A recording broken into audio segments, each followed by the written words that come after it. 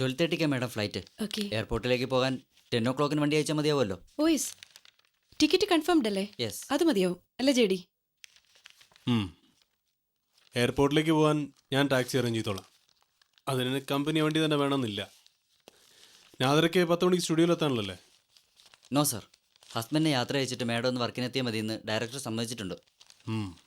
എങ്കിൽ sharp 10 o'clock തന്നെ എത്തിക്കോളൂ. Okay sir. സർ, മിസ്സസിന് ഇവിടെ നിർത്തി പോകുന്നതിൽ യാതൊരു ടെൻഷനും വേണ്ട. മാഡത്തിൻ്റെ full security and full responsibility കമ്പനിയുടേതാണ്. അതിന് യാതൊരു വീഴ്ചയും ഉണ്ടാവില്ല. Thanks. Okay sir. Okay madam. Okay by.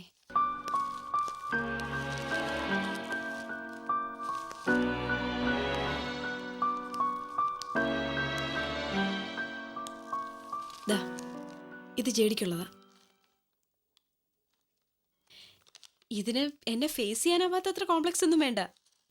ജെഡിയുടെ return trip മുഴുവനായിട്ടും പ്ലാൻ ചെയ്ത് ഞാൻ തന്നെയല്ലേ. അതുകൊണ്ട് ഭാര്യ തനിച്ചാക്കി പോകുന്നു എന്നുള്ള പ്രയാസമൊന്നും വേണ്ട.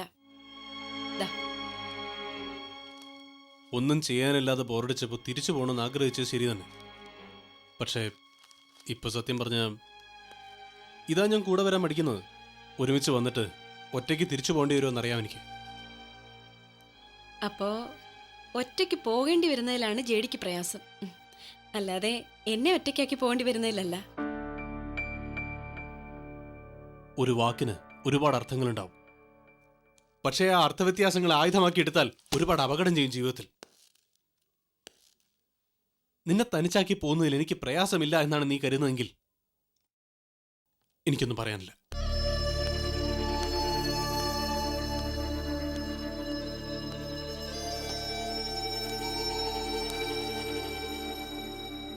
എന്നെ ഓർത്തുള്ള ജെഡിയുടെ പ്രയാസങ്ങളും സന്തോഷങ്ങളും ഒക്കെ മറ്റാരെ ഓർക്കുന്നതിനേക്കാൾ 100 ഇരട്ടി ആയിരിക്കണമെന്നാ എന്റെ ആഗ്രഹം. അതിന്റെ ഒരു സുഖവും സുരക്ഷിതത്വവും ഒക്കെ ജെഡിന്ന് ഞാൻ അനുഭവിച്ചിട്ടുണ്ട്. പക്ഷെ ഇപ്പൊ അത് നഷ്ടപ്പെട്ടതിന്റെ അസ്വസ്ഥത എത്ര ശ്രമിച്ചിട്ടും എനിക്ക് പ്രകടിപ്പിക്കാതിരിക്കാനാവുന്നില്ല.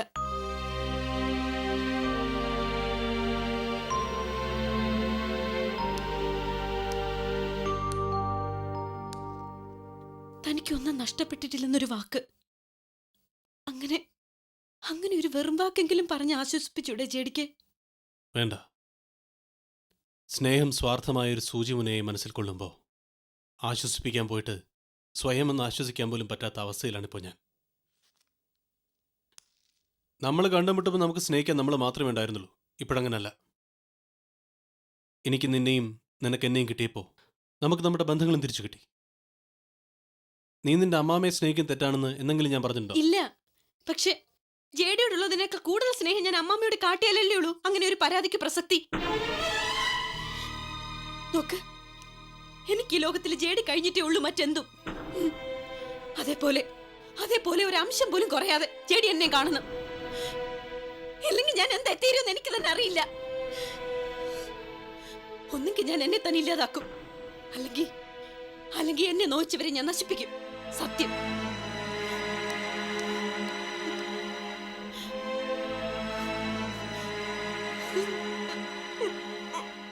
ഒരു കാര്യം ഏറ്റെടുത്ത് അത് എന്നാ വില കൊടുത്ത് നടത്തുന്നവളാ ഈ മറിയം കോശി. ഒരാളെയും ഞാൻ അതിന് പേടിക്കത്തില്ല. അവളെ ഈ വീടിന്റെ മുറിക്കകത്തിട്ട് പൂട്ടി താക്കോലും കൊണ്ട് ഞാൻ എന്റെ തറവാട്ടിലോട്ട് പോകും. പിന്നെ എങ്ങനെയാ അവൾ ഇവിടുന്ന് ചാടി പോവാ? ആരാ എന്നോട് ചോദിക്കാൻ വരാന്നൊക്കെ ഒന്ന് കാണാലോ. അമ്മാമ്മ ഇങ്ങനൊന്നും പറയരുത്. തന്നിഷ്ടം എടുത്തിയാട്ടൊക്കെ അവൾക്ക് ഇത്തിരി കൂടുതൽ തന്നെയാ. എന്നുവെച്ച് പെറ്റമ്മയ്ക്ക് മകളെ തള്ളിക്കളയാൻ പറ്റുമോ അമ്മാവേ? അതില്ല. പക്ഷേങ്കിൽ ഈ പെറ്റമ്മക്കില്ലാത്ത ദണ്ണം എന്നാതിനാ നിനക്ക്? നീ പെറ്റിട്ടില്ലല്ലോ. അതെ, ഞാൻ മണിയെടുത്തിക്ക് വേണ്ടിയാ പറഞ്ഞത്. ഏടത്തി ഒത്തിരി തവണ ചോദിച്ചിട്ടും മോളെ കൊണ്ടുപോവാൻ അമ്മമ്മ സമ്മതിച്ചില്ലല്ലോ. അതുകൊണ്ടാ ഞാൻ. പിന്നെ ജിഷി എനിക്ക് സ്വന്തം മോളെ പോലെയാണെന്ന് അമ്മാമ്മയ്ക്ക് അറിയാലോ. അവളെ പേടിച്ചിട്ടല്ല, നിങ്ങളെ രണ്ടുപേരും മാനിച്ചിട്ടാണ് സമ്മതിച്ചെന്ന് അവളോട് പറഞ്ഞേര്. പറയാം. അവൾക്ക് കാവലിരിക്കാനാ ഞാനിവിടെ വന്നത്. ഇനിയിപ്പോ എന്നാത്തിനാ ഞാനിവിടെ നിൽക്കുന്നേ? എൽദോക്ക് കാവലിനോ? നിങ്ങൾ പോയാ പുറകെ ഞാനും പോവും. ഇനി ഇങ്ങോട്ടൊരു വരവൊന്നും ഉണ്ടാകത്തില്ല. അതുകൊണ്ട് ഈ അമ്മാമ്മയുടെ ശല്യം ഇതോടുകൂടി ഒഴിഞ്ഞൂന്ന് അവളോട് ചെന്ന് പറഞ്ഞേരെ. ഇല്ല അമ്മാമ്മേ, അമ്മാമ്മ ഇനിയും വരും. അപ്പോഴേക്ക് ഞങ്ങളുടെ കുട്ടി നല്ല അനുസരണയുള്ള കുട്ടിയായിട്ട് മാറുകയും ചെയ്യും. അല്ലേ എടുത്തി?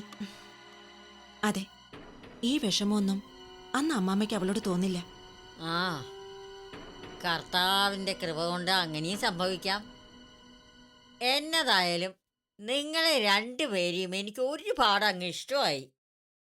അമ്മയായും ആൻറ്റിയായും ആ പൊട്ടിത്തെറിച്ച കൊച്ചിനെ നിങ്ങൾ മത്സരിച്ച് സ്നേഹിക്കുന്നത് കാണുമ്പോൾ അതിനോടുള്ള ദേഷ്യം പോലും ഞാൻ മറന്നു പോവുക. അതുകൊണ്ട് ഇനി ഒരിക്കലും നേരിൽ കണ്ടില്ലെങ്കിലും മരണം വരെയും ഈ മറിയം നിങ്ങളെ മറക്കത്തില്ല. ഞങ്ങൾ അമ്മാമ്മയും. ആ, എന്നാ നമ്മൾ 3 പേരും ഒരുമിച്ച് നിന്നൊരു പടം എടുക്കണം. എപ്പോഴെങ്കിലും ഓർമ്മ വരുമ്പോ ഒന്നെടുത്ത് നോക്കാമല്ലോ. ചാവാൻ നേരത്ത് മുമ്പ് കണ്ടവരെയൊക്കെ ഒന്ന് കാണാൻ തോന്നിയാൽ അപ്പൊ ഉപകരിക്കൂലോ.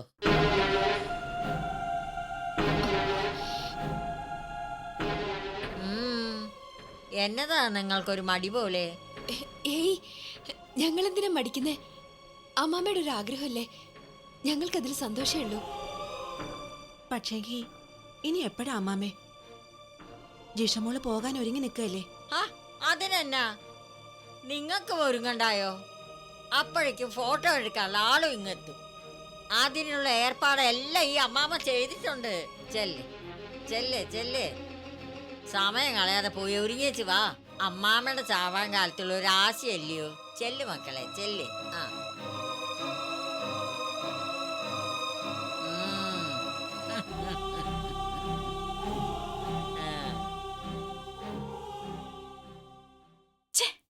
എന്ത് വിഡിത്താ നിങ്ങൾ ഈ കാട്ടിയേ? ഫോട്ടോ എടുക്കുന്നു, ചാവുന്നതിന് മുമ്പ് കാണാനെന്ന് പറഞ്ഞപ്പോ മനസ്സങ്ങ് അലിഞ്ഞു പോയല്ലേ? എന്നാ അതിനൊന്നും അല്ല. അച്ഛനും ആന്റിയും വരുമ്പോ കാണിക്കാൻ ഉമ്മർത്ത് തന്നെ അങ്ങ് ഫ്രെയിം ചെയ്ത് വെക്കാനാ. നീ അതിന് ഞങ്ങളോട് ശോഭിച്ചിട്ട് എന്താ മോളെ കാര്യം? ഞങ്ങൾ അങ്ങോട്ട് എന്ന് പറഞ്ഞൊന്നുമല്ലല്ലോ. പിന്നല്ലാതെ, ഞാൻ വേണ്ടാന്ന് പറഞ്ഞിട്ടും വലിയ സ്നേഹാന്ന് അറിയിക്കാൻ നിങ്ങളല്ലേ യാത്ര ചോദിക്കാൻ ചെന്നത്? അത് ഞങ്ങൾ കാട്ടിയ മര്യാദ. അതിനിടയിൽ ഇങ്ങനൊരു കുരുക്കിപ്പെടുമെന്ന് വല്ലവരും കരുതിയോ? ആ, ഞാൻ പറഞ്ഞത് കേൾക്കാഞ്ഞിട്ടല്ലേ?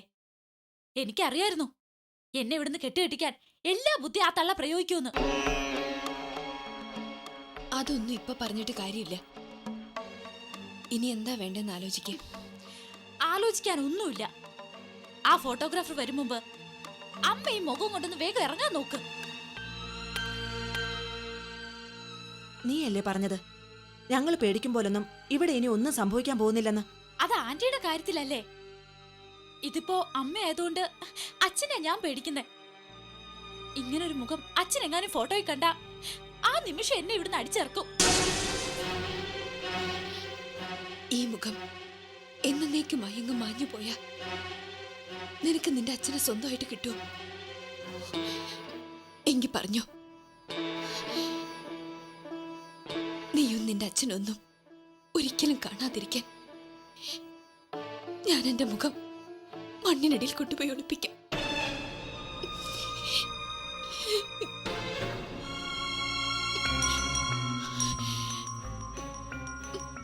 എന്താ ഗീത ഇത്? മോൾ അങ്ങനൊന്നും ഉദ്ദേശിച്ച് പറഞ്ഞതല്ല. ജയദേവൻ അറിഞ്ഞാ എന്താ ഉണ്ടാവുമെന്ന് നിനക്കും അറിയാവുന്നതല്ലേ? അതറിയുന്ന കൊണ്ടല്ലേ എടുത്തി ഞാൻ ഇങ്ങോട്ടില്ലാന്ന് പറഞ്ഞത്. എന്നിട്ടിപ്പോ വിളിച്ചു വരുത്തിയിട്ട് ഇവളിങ്ങനെ കുറ്റപ്പെടുത്തിയ ഞാൻ എന്തൊക്കെയാ എടുത്തി സഹിക്കേണ്ടത്? സാരമില്ല ഗീത, നീ കണ്ണു തുടച്ച് വേഗം ഇറങ്ങാൻ നോക്ക്. പറ്റുന്നുണ്ടെങ്കിൽ പിടികൊടുക്കാതെ നമുക്കങ്ങ് പോവാലോ. ഞാൻ ഇറങ്ങി. എന്നെ കൊണ്ട് ആർക്കും ഒരു ദോഷവും വരില്ല. ചെല്ലേ.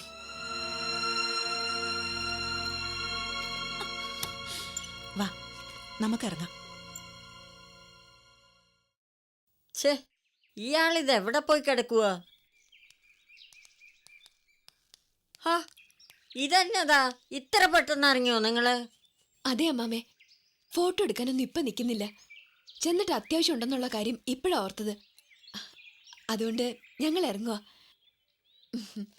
അമ്മാമ്മയ്ക്ക് വേണമെങ്കിൽ ഞങ്ങളുടെ ഓരോ ഫോട്ടോസ് ജിഷ തിരിച്ചു വരുമ്പോ കൊടുത്തേക്കാം. എന്നാ ഇറങ്ങട്ടെ അമ്മാമേ. ഹാ, അല്ല കുഞ്ഞെ, ഇതെന്നാ പോക്കാ? ഈ അമ്മാമ്മയുടെ വാക്കിന് ഇത്രേ വില കൽപ്പിച്ചിട്ടുള്ളൂ. അതെ, അത്രയ്ക്കൊക്കെ മതി. ആന്റി ഒന്ന് വേഗം വന്നേ. ദേ കൊച്ചേ, നിന്റെ നകളിപ്പ് ഇച്ചിരി കൂടുതലാ. പോയിട്ട് ഇങ്ങോട്ട് തന്നെ തിരിച്ചു വരാനുള്ളതാണെന്ന് മറക്കണ്ട. ആ, തിരിച്ചു വന്നാൽ നിങ്ങൾ എന്ത് ചെയ്യുന്നാ? മതി തർക്കിച്ചത്. അമ്മാമേ, രമണി ഒന്നിങ്ങ് വിട്ടേക്ക്. അവക്ക് വീട്ടിൽ എന്തൊക്കെയോ കാര്യമായ പ്രശ്നങ്ങളുണ്ട്. അതാ ഞങ്ങൾ പെട്ടെന്ന് ഇറങ്ങിയത്. അതെ അമ്മാമേ, ഇപ്പൊ പോയിട്ട് പറ്റുമെങ്കിൽ ഞാൻ ഇനിയും വരാം. ആ സമയത്ത് ഈ കഴിവ് ജീവനോടെ ഉണ്ടാവുമോന്ന് എന്നതാ കൊച്ചെ ഒരു ഉറപ്പ്? എന്നതായാലും അമ്മാമ്മയുടെ ഒപ്പം നിന്ന് ഒരു ഫോട്ടോ എടുത്തിട്ട് നിങ്ങൾ പോയാച്ചാ മതി. പറ്റില്ല എന്ന് പറഞ്ഞാൽ നിങ്ങൾക്ക് മനസ്സിലാവില്ലേ? ദേ, വേഗം വിടുന്നേ നിങ്ങൾക്ക് നല്ലത്. ഇല്ലെങ്കിലോ നീ നിന്റെ പാട് നോക്കി പോടി കൊച്ചേ. ദേ, വേണമെങ്കിൽ നിന്റെ പെറ്റ തള്ളെ കൊണ്ടുപോക്കോ. ഇത് നിന്റെ ആന്റി മാത്രമല്ലേ, അപ്പൊ വലിയ അധികാരമൊന്നും കാട്ടണ്ട. എന്റെ ഒപ്പം നിന്നൊരു പടം എടുത്തിട്ടേ ഞാൻ ഇവരെ വിടത്തുള്ളൂ. നീ എന്നെ എന്നാ ഒലത്തുന്നാ പറയുന്നേ? സമയമില്ലാഞ്ഞിട്ടല്ലേ അമ്മാമേ, ഇപ്പൊ ഞാൻ പോയിക്കോട്ടെ. ഇവിടെ പോട്ടെ.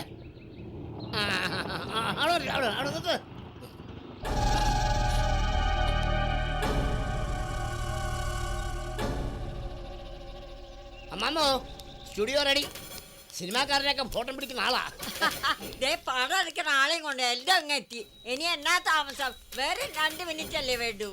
എന്നതായാലും ഈ അമ്മാമ്മ ഭാഗ്യമുള്ളോളാ. വാ മോളെ, വാ. ഒന്ന് വേഗം ആവട്ടെ. എന്തോ ഞാനാണോ ഫോട്ടോ എടുക്കുന്നത്? അയാളല്ലയോ? എടുത്തോ. അടി അടി അടി.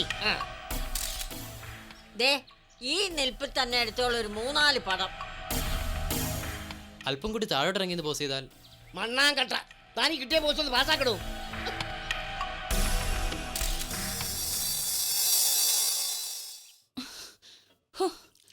കേട്ടിട്ട് എന്റെ തല പെരുക്കുന്നു. അല്ല, ഇനിയിപ്പോ എന്ത് ചെയ്യാനാ നിങ്ങളുടെ ഉദ്ദേശം? എന്താ രണ്ടുപേരും ഒന്നും മിണ്ടാത്തെ? ഇങ്ങനെ തരിച്ചിരിക്കാന്നല്ലാതെ അമ്മയും വല്യമ്മ എന്ത് ചെയ്യാനാ? എന്തു വന്നാലും ഞാൻ അനുഭവിച്ചോളാം, അത്ര തന്നെ. അങ്ങനെ നീയായിട്ടൊന്നും അനുഭവിക്കണ്ട. അങ്ങോട്ട് തന്നെ തിരിച്ചു പോയാലല്ലേ ഒറ്റയ്ക്ക് അനുഭവിക്കേണ്ടി വരൂ. ഇവിടെ നിന്നാ മതി നീ. എന്തുണ്ടായാലും നമുക്ക് ഒരുമിച്ച് അനുഭവിക്കാം. അല്ലേലും ആ തള്ളയിനി അവിടുന്ന് കെട്ടിക്കാതെ ഞാൻ അങ്ങോട്ടില്ല.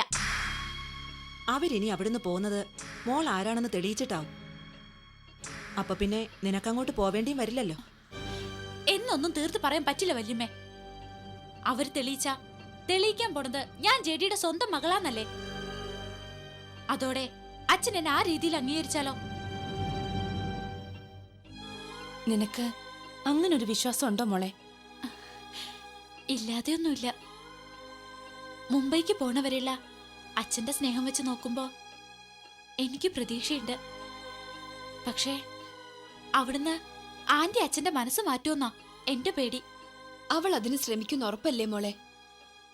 നിന്നെ പുകച്ചു പുറത്ത് ചാടിക്കാൻ ഇവിടെ അമ്മാമ്മയെ നിർത്തിയ സ്ഥിതിക്ക് ആവുന്നത്ര വിഷം ദേവേട്ടന്റെ മനസ്സിലും അവൾ കുത്തി നിറയ്ക്കും.